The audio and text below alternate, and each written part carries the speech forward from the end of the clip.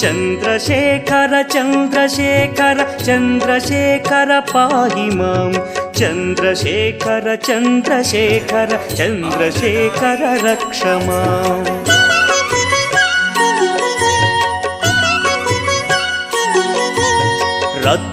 रत्नसानुशरासनं रजताद्रिशृङ्गनिकेतनं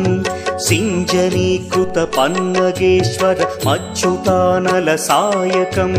क्षिप्रदग्धपुरत्रयं त्रिदिवालयैरभिवन्दितं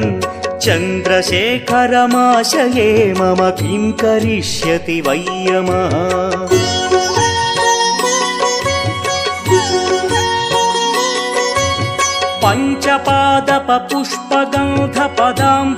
पञ्चपादपपुष्पगन्धपदाम्भुजद्वयशोभितं